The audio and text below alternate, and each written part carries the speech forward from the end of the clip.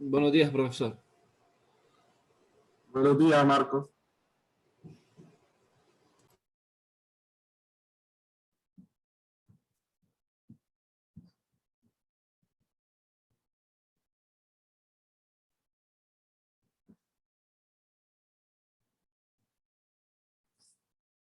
Entonces, la semana pasada veíamos lo que era la introducción a las normas internacionales de auditoría.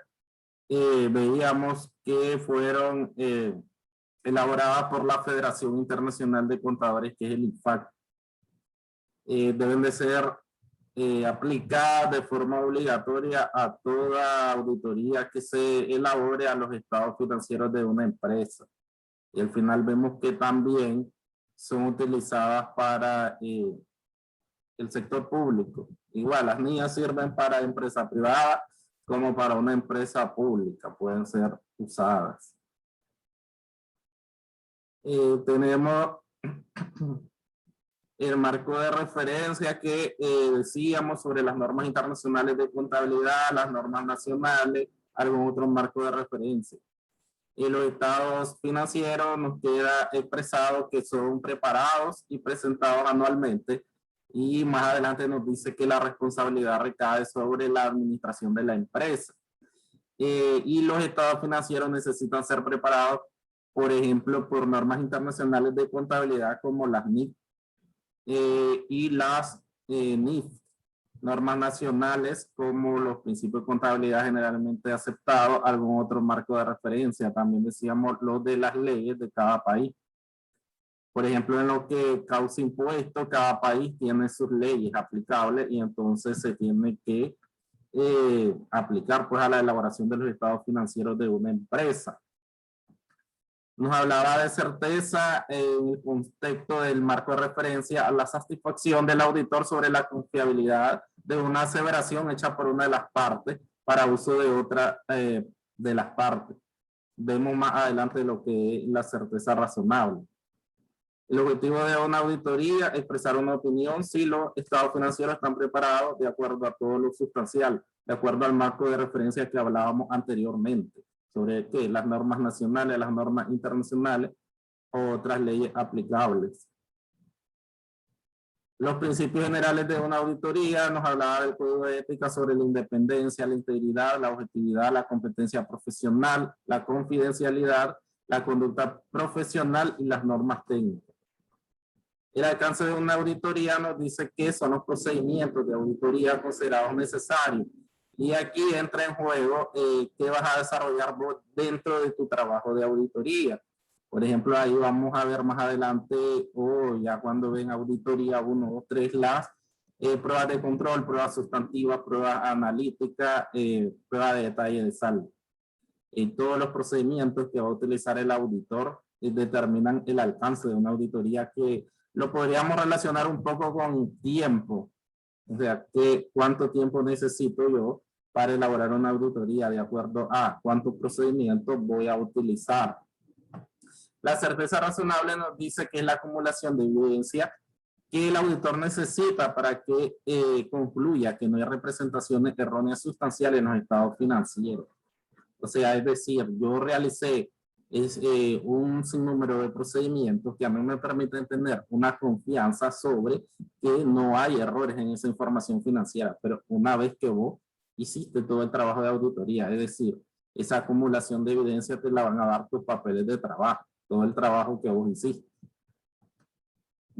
También queda expreso que las limitaciones inherentes de cualquier sistema de contabilidad y control interno puede que vos no tenga una certeza absoluta sobre esa información financiera. Siempre pueden haber algún tipo de error. Después ahí, mientras se ve en la clase de auditoría, vamos a ver los tipos de evidencia de auditoría, cómo se recopila esa evidencia, las técnicas como la observación, la documentación, toda esa parte se ve dentro del proceso de auditoría 1, 2, 3. La responsabilidad por los estados financieros, que decía anteriormente que si bien el auditor expresa una opinión sobre los estados financieros, la responsable de prepararlo, presentarlo y todo lo demás es la administración de la empresa.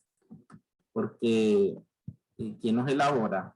El contador de la empresa donde vas a auditar.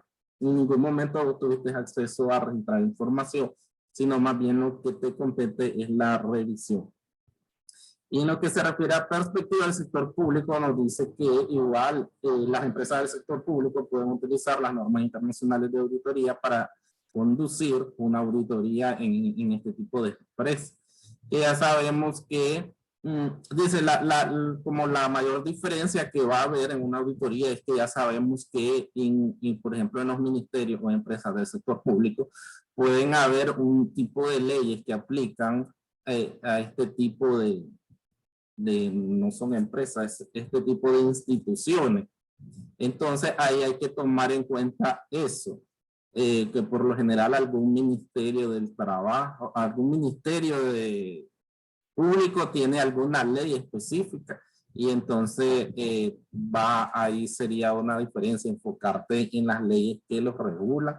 Por lo general ya sabemos que es diferente pues cómo se maneja una empresa estatal con una empresa privada, porque el privado es socios que quieren aumentar su capital, y en el gobierno es más bien administrar fondos públicos.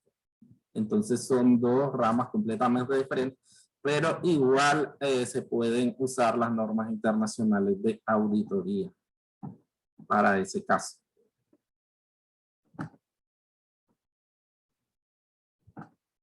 Viendo lo anterior, teníamos la actividad de aprendizaje número 1. Marco, ¿me escuchas? Sí, profesor. ¿Nos podría ayudar? ¿No tenés a mano tu tarea número 1? ¿Cómo no? Espere, solo la... Permítame. Ya, ¿qué quiere que haga, profesor? ¿Aló? Profesor. No se escucha bien. ¿Y ahora? Debe ser que tenés mal el audio, el micrófono. Espérenme, ¿ya se escucha bien? No se escucha. Entonces, primero lo que tenemos en la práctica 1 es completar los enunciados. Nos decía, deben ser aplicadas de forma obligatoria en auditoría de estado financiero y deben aplicarse también con la adaptación necesaria a la auditoría de otra información y servicios relacionados. Ahí, a completar, ahí son las mías. Tomás, ¿puedes participar?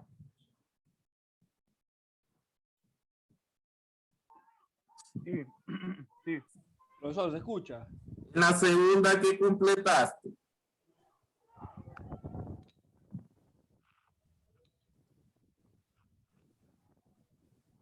Aló. Buenos días.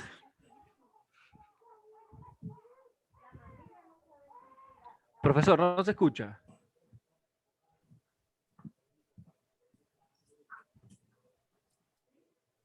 No se escuchan. Entonces dice en la segunda, el auditor deberá, y entonces ahí teníamos que completar, el auditor deberá planear y desempeñar la auditoría con una actitud de escepticismo profesional, reconociendo que pueden existir circunstancias que causen que los estados financieros estén sustancialmente representados en forma errónea. Entonces ahí dentro del texto podríamos encontrar esas palabritas para poder completar pues los ítems.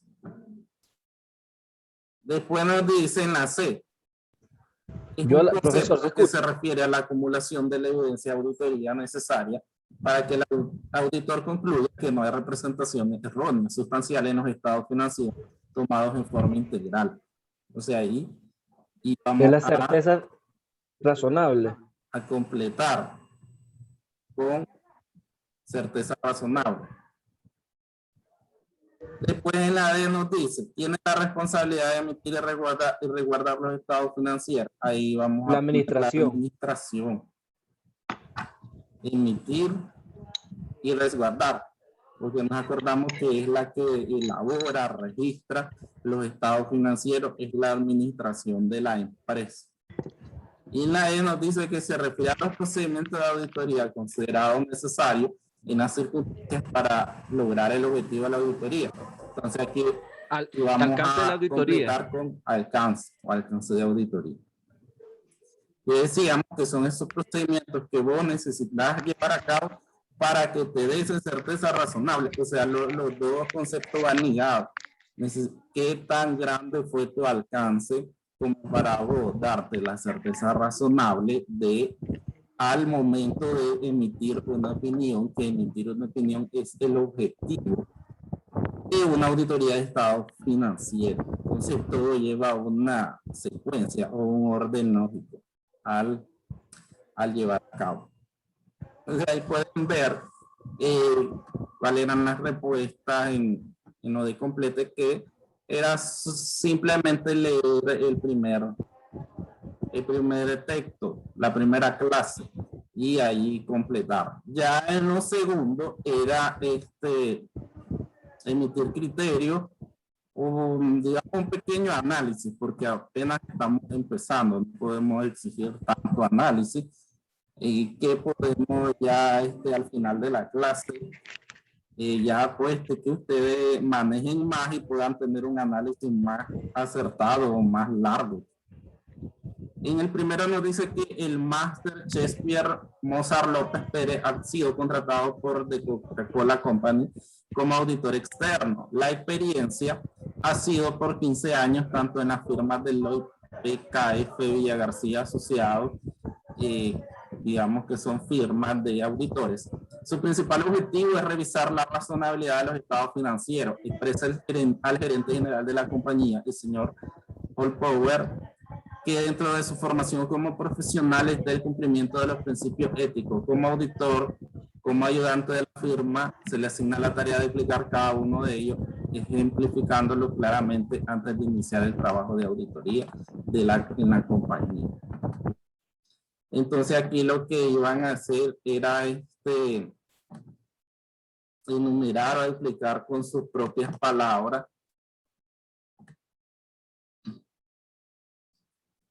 aquí lo del código de ética de los contadores, la independencia, la integridad, la objetividad, competencia profesional, confidencialidad, conducta profesional y normas técnicas.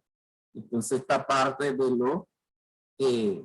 de los principios éticos que gobiernan las responsabilidades del auditor, como la independencia, que decíamos que no tenía haber cierto grado de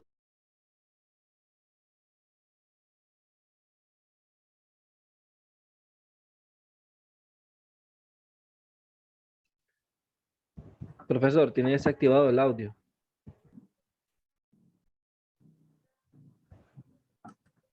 En la respuesta del primero de los casos, la respuesta de los primeros de los casos son los principios éticos. Entonces la independencia, que no tenía que haber grado de consanguinidad, afinidad, integridad en cuanto a vos como persona, ser una persona íntegra con valores morales. La objetividad, que también es en relación a la independencia o la forma en que llevas a cabo el trabajo. Seriedad, la competencia profesional, que todo el equipo de trabajo se tenga una profesión o al menos ya sabemos experiencia, que tal vez es un estudiante de los últimos años de la carrera, pero que ya lleva un tiempo ahí, ya se le dio una oportunidad. Porque antes, en mis tiempos, desde tercer año de la universidad, recuerdo, vos podías buscar oportunidades de trabajo. Entonces se suponía que allí ya ibas agarrando un poco de pulso sobre lo que es la contabilidad en la práctica. La confidencialidad respecto a que no se debe divulgar ninguna información de los clientes o de las empresas que estás auditando, la conducta profesional también que tiene que ver con lo de trabajo en equipo, cómo trabajar vos profesionalmente en un grupo de trabajo, y las normas técnicas obviamente que tienen que ver que en el trabajo de auditoría apliques las normas internacionales de auditoría. Entonces a eso se refiere la primera en lo que respecta a la actividad de aprendizaje. El segundo, buenas.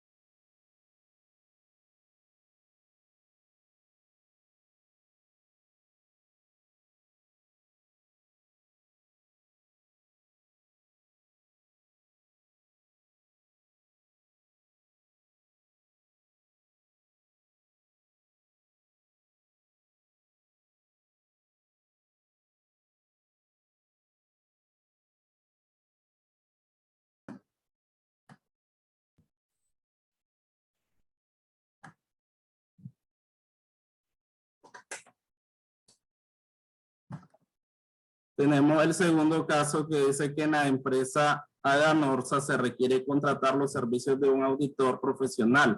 Su gerente, el ingeniero Siriaco, lo contacta a usted para que firme y certifique que los estados financieros están presentados razonablemente, basándose en los libros contables.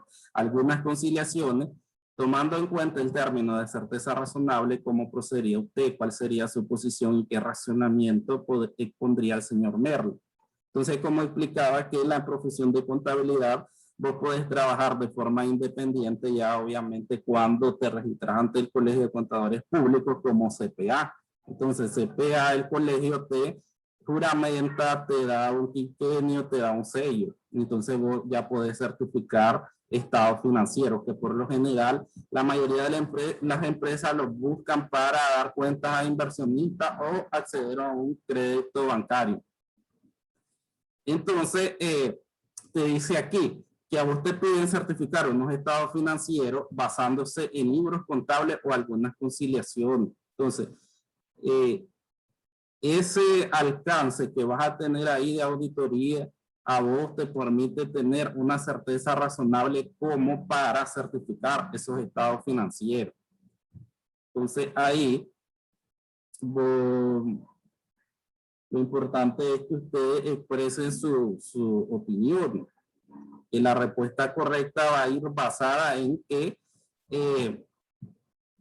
yo, como auditor, contador público, exigiría más información al cliente para poder certificar esos estados financieros. Porque con la información que me está proporcionando no me da la confianza o la certeza razonable que yo deseo como auditor para poder certificar esos estados financieros. Entonces ahí sería la respuesta correcta, va basada en eso, pero obviamente quiero leer las opiniones de ustedes.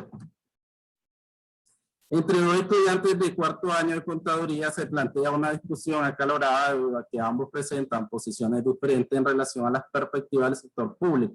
La joven Isela manifiesta que es totalmente diferente realizar una auditoría en el sector público, que el profesional debe contar con permisos especiales y otras habilidades, siendo más fácil que en el sector privado. Sin embargo, Dolores Fuertes de Barriga expresa que no existen diferencias en cuanto a asuntos técnicos. Si domina los procedimientos de auditoría y las normativas pueden desempeñarse en cualquier lugar, en cualquier momento. ¿Usted qué le expresaría a ambos estudiantes? Entonces ahí nos dice Isela que en el sector público es totalmente diferente realizar una auditoría. Las empresas de este sector cuentan con permisos especiales y otras habilidades. Y sin embargo, la otra alumna dice que no existen diferencias en cuanto a asuntos técnicos.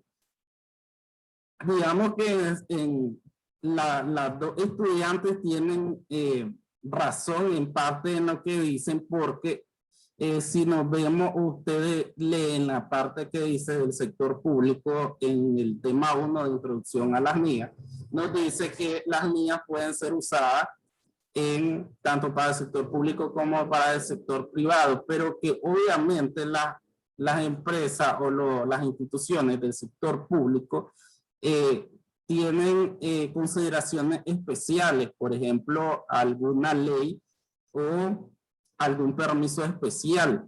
Entonces las dos tienen razón, porque es totalmente diferente realizar una auditoría al sector público que a una privada en cuanto a, digamos, a la razón social de cada una de ellas. Pero la NIA en asuntos técnicos se puede utilizar tanto para una auditoría en el sector público y una auditoría en el sector privado. O sea, las NIA se van a aplicar el mismo procedimiento que usamos para una empresa privada, la podemos hacer dentro de una empresa pública. Obviamente ambas tienen una razón social, y porque las empresas públicas ni siquiera tienen un giro de negocio. Como les decía anteriormente, la mayoría de ellas administran fondos públicos del Estado, del gobierno, y no van encausadas en una compra-venta de mercadería, venta de servicios. Entonces, tienen puntos de vista diferentes o alcance. Pero sí, las NIA nos dice que se pueden utilizar en cualquiera de los dos tipos de instituciones.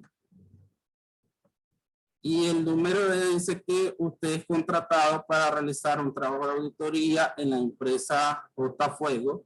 Le presentan los estados financieros y el gerente Manuel Sosa le expresa en confianza que deben hacer ajustes a algunas partidas, porque se han presentado irregularidades, pero que estarán debidamente soportadas. Lo único que no coincidirá con la declaración anual. Sin embargo, no hay efecto, porque esta auditoría solamente es para trámites bancarios.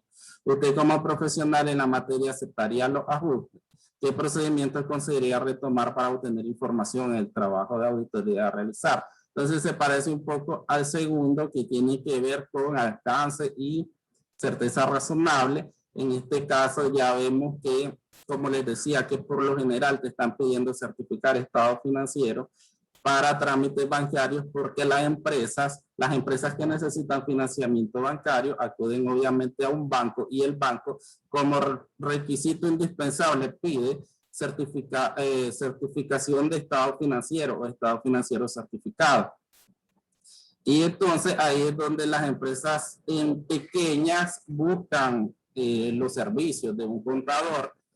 Pero vamos, que te puedan decir, te voy a pasar información, alguna cantidad de información, y vos lo que necesito es la certificación. Obviamente aquí viene tu criterio como profesional de la auditoría para decidir que si vas a aceptar o no. Aquí vemos que hay muchas irregularidades, que hay que hacer ajustes, y que esos ajustes van a incidir con la declaración anual de impuestos. Entonces hay varios errores que necesitan ser ajustados, necesitan ser vistos, revisados, y ver de dónde sale cada uno de esos ajustes o esas irregularidades que se dan. no, jamás como profesional vas a aceptar ajustes que te estén dando o que te esté proponiendo la contabilidad de una empresa, sin antes revisarlo, obviamente. Entonces ahí tenés que hacer un trabajo de revisión de toda la información financiera de esa empresa para poder dictaminar o entregar esa certificación que te están pidiendo.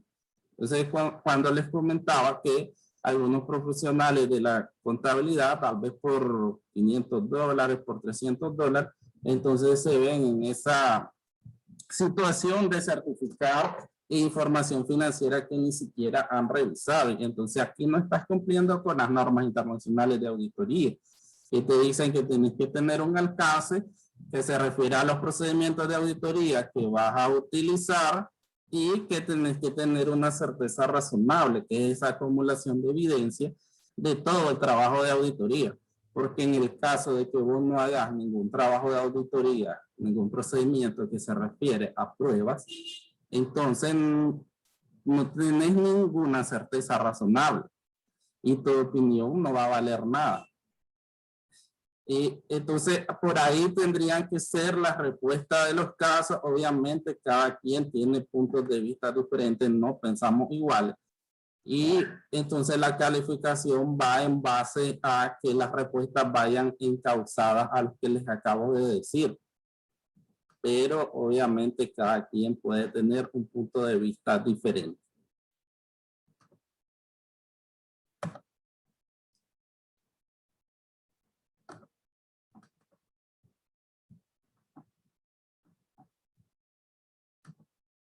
Siguiendo con la clase número 2, nos vamos a referir a los términos de trabajo de auditoría, la NIA 210.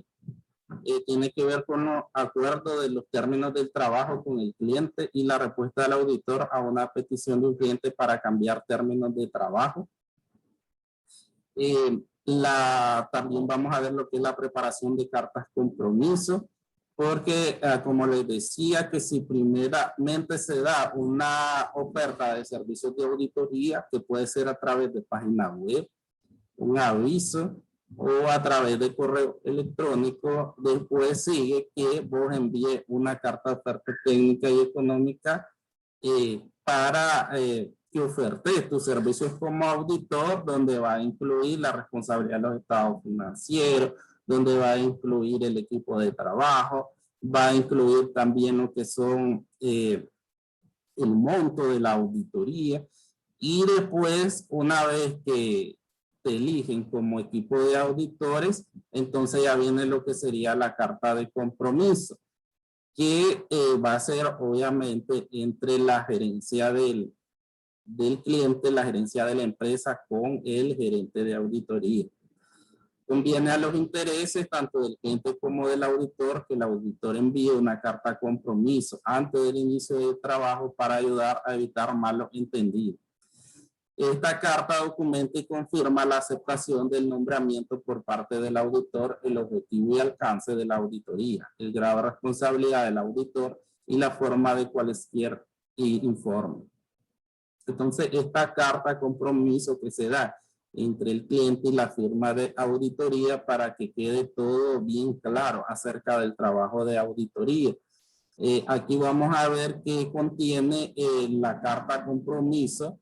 Dice que el objetivo de la auditoría de estados financieros, que ya sabemos cuál es el objetivo, emitir una opinión acerca de la razonabilidad de los estados financieros. Ese siempre va a ser el objetivo. O sea, que al final este es como una carta machote donde se van cambiando ciertos aspectos, pero en estructura siempre es la misma. La responsabilidad de la administración por los estados financieros ya la sabemos, que corresponde a la empresa, la preparación de los estados financieros del cliente. El alcance de la auditoría, incluyendo referencia a legislación aplicable, reglamento o pronunciamiento. Siempre vamos a dejar ahí expreso que se va a realizar la auditoría de acuerdo a las normas internacionales de auditoría. La forma de cualquier informe, otra comunicación el hecho de que a causa de la naturaleza de prueba y otras limitaciones inherentes de una auditoría, junto con las limitaciones inherentes de cualquier sistema de contabilidad y control interno, hay un riesgo inevitable de que aún algunas representaciones erróneas puedan permanecer sin ser descubiertas. Ese párrafo queda igualito a como está ahí. Que siempre por esto se va a dar, lo vamos a ver más adelante, por los trabajos de muestreo, que vos no tenés acceso a revisar el 100% de toda la documentación por efectos de tiempo. Entonces puede que aparte de la documentación que no revisaste, ahí había un error. Por eso este párrafo siempre tiene que quedar tanto en la carta de oferta técnica como en la carta de compromiso. Que vos dejas sentado como auditor que siempre hay un riesgo de que algún error no pueda ser descubierto durante el transcurso de la auditoría. Acceso sin restricción a cualquier registro de documentación. Ya sabemos que esto lo dejamos claro también porque puede haber documentación que vos pedís como auditor que el equipo contable no te quiera dar. Entonces, obviamente, eso limita tu alcance y al final te puede dar una abstención de opinión. Entonces, siempre se deja claro que tiene que haber ese acceso a cualquier documento que pida la auditoría y obviamente el equipo contable tiene que tener toda la disposición para entregarlo. Y también podemos incluir, dice, arreglos respecto de la planeación, expectativas de recibir de la administración una confirmación escrita referente a las representaciones hechas en conexión con la auditoría, petición del cliente de confirmar los términos de trabajo, descripción de cualquier otra carta o informe, bases sobre las que se calculan los honorarios y cualquier arreglo para facturación. Por lo general, lo que son los honorarios los incluimos dentro de la carta de oferta técnica y económica y ya no la vamos a incluir dentro de la carta de compromiso, aunque puede ir acá también. Cuando se considere importante, también dice que se pueden señalar arreglos concernientes a la involucración de otros auditores. Eso lo vamos a ver más. Arreglos concernientes a la involucración de auditores internos. Arreglos por hacer con el auditor precursor, si hay cualquier restricción de responsabilidad del auditor cuando exista tal posibilidad y una referencia a cualquier acuerdos adicionales entre la auditoría y el cliente.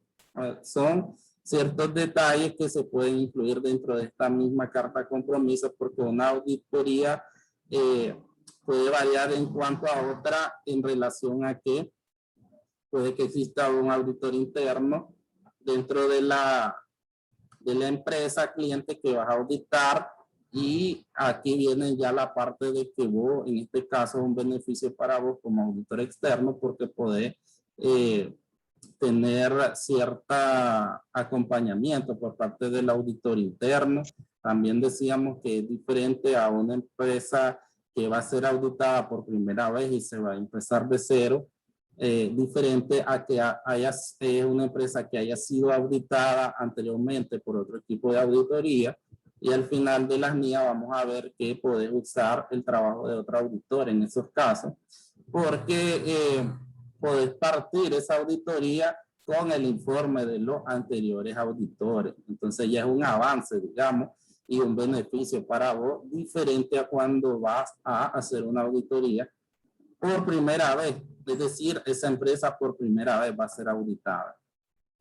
Y al final tenemos lo que son las auditorías de componentes y las auditorías recurrentes. La auditoría componente se refieren a cuando llevas a cabo una auditoría por parte de la casa matriz y esta casa matriz tiene sucursales o agencias. Aquí lo vemos. Entonces, ¿qué pasa? Que pueden ser los mismos auditores en una casa matriz y los mismos auditores en las sucursales. Y te dice la NIA que en estos casos hay que mandar una carta de compromiso por separado cuando dice los quien nombra al auditor del componente, si debe emitirse un dictamen de auditoría por separado, requisitos legales, el grado de cualquier trabajo, proporción en que la tenedora es propietaria y el grado de independencia. Entonces, vos podés usar una misma carta de auditoría tanto para la casa matriz como para la sucursal. Y hay factores como estos que te determinan a que vos mandes una carta compromiso para la casa matriz y una carta compromiso diferente para cada una de las sucursales.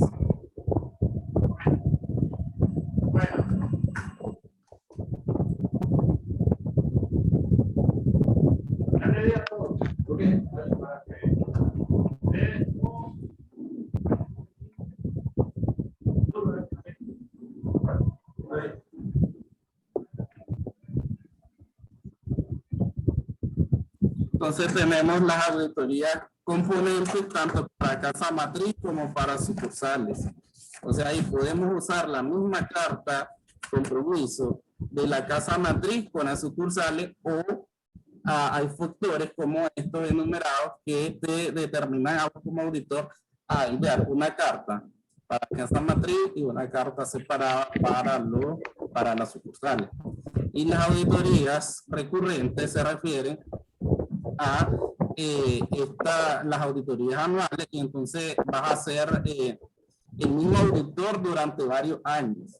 Entonces ahí digamos que se puede mantener la misma carta de compromiso, o también hay ciertos factores que van a hacer que mande una nueva carta de compromiso. Aunque sea el mismo auditor, se puede cambiar en casos como cualquier indicación de que el cliente malentiende el objetivo y el alcance, cualquier término de trabajo revisado, un cambio reciente de alta gerencia, un cambio importante en la naturaleza o tamaño del negocio, o requisitos legales. Entonces, un ejemplo fácil: sos el mismo auditor durante varios años, pero esta empresa creció y entonces tu alcance de auditoría obviamente va a cambiar. Tenés más documentos que revisar y ahí viene un cambio porque obviamente cambiaría los honorarios. Entonces ahí ya sería mandar una nueva carta compromiso, aunque sea el mismo auditor. Entonces esa es la gran diferencia entre las auditorías de componentes y las auditorías recurrentes. Las auditorías componentes se tratan de que el auditor es el mismo auditor en la casa matriz y en las sucursales. Y las auditorías recurrentes son esos equipos de esas firmas de auditores que tienen el trabajo de auditoría durante varios años en la misma empresa. Entonces, por eso la palabra recurrente. Aceptación de un cambio en el trabajo. Aquí vemos que un auditor a quien se pide antes de la terminación del trabajo que cambie el trabajo a uno que proporcione un nivel más bajo de certidumbre, deberá considerar si es apropiado hacerlo. Una petición de un cliente para que el auditor cambie el trabajo puede ser resultado de un cambio en las circunstancias que afecten la necesidad de servicio, un malentendido en cuanto a la naturaleza, o una restricción sobre el alcance del trabajo, ya sea impuesta por la administración o causada por las circunstancias. En lo que es el alcance de trabajo se pueden dar cambios. Obviamente tiene que haber un acuerdo entre la administración y el equipo de auditoría, entre la firma de auditoría y el cliente. Ya sabemos que después de la carta de trabajo nosotros también hacemos lo que es un contrato de auditoría para que quede todo legalmente hecho. El trabajo que se va a hacer dentro de ese cliente y, por ejemplo, poder recurrir ante las instituciones en el caso, por ejemplo, de no pago, una demanda, que la podés hacer primero ante la Cámara o después una demanda judicial. Entonces, después de la carta de compromiso también se hace un contrato de trabajo. Y obviamente cualquier término que se cambie se puede hacer un adendum a ese contrato de auditoría entre la firma y el cliente. Hasta ahí vamos.